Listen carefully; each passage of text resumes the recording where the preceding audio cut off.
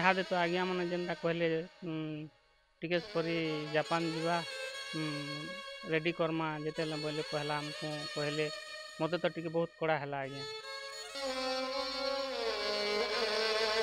ମୁଁ ସେଇ ନବମ ଶ୍ରେଣୀ ଝିଅର ବାପା କହୁଛି। ସରକାର ମୋ ଦୁଃଖ ଟିକେ ଶୁଣ।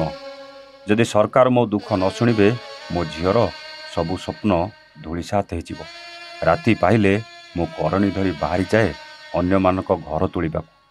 ସେଥିରୁ ଯାହା ରୋଜଗାର କରେ ଦୁଃଖେ କଷ୍ଟେ ପରିବାର ଚଳିଯାଏ। ହେଲେ ନବମ ଶ୍ରେଣୀରେ ପଢ଼ୁଥିବା ମୋ ଝିଅ ଯାହା କରିଛି ମୁଁ ବାପା ହେଇ ନିଜକୁ ଗର୍ବିତ ମନେ କରୁଛି।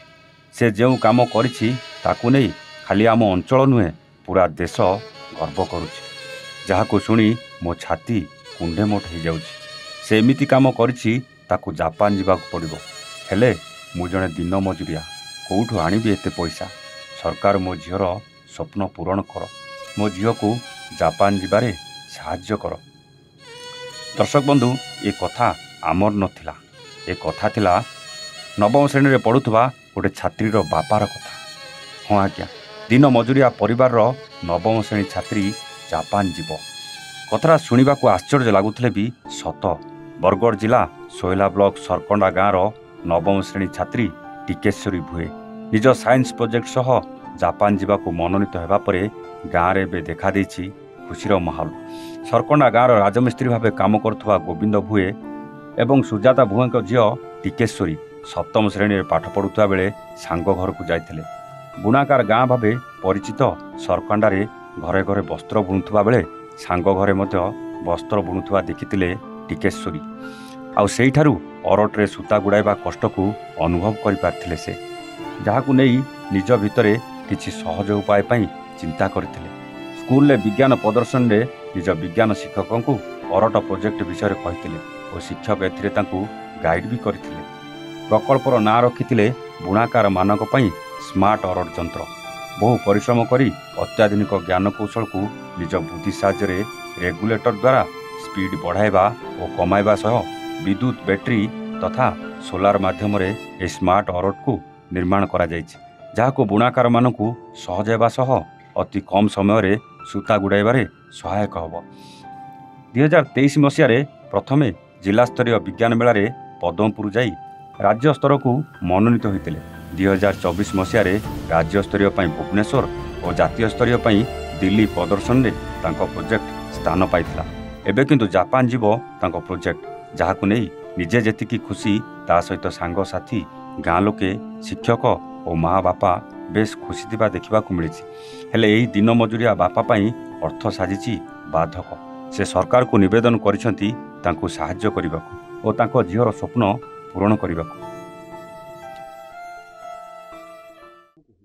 हाँ बहुत बहुत कष्ट है आज्ञा आम मूल मजूरी करवार लोग मिस्त्री काम करी जासी आउ से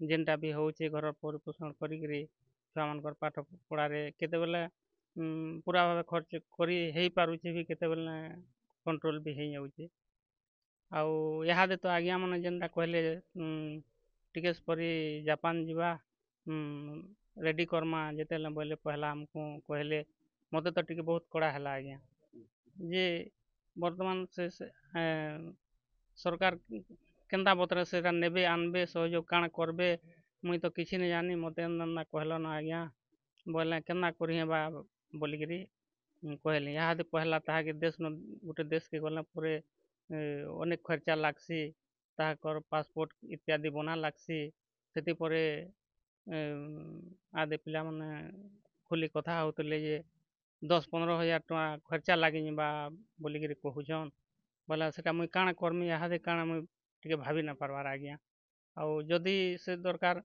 पड़वा जदि न खर्चा कले छुआटा रही जावा आज्ञा सरकार इथिर लगी जदि सहयोग करते देते बोले भल हेता।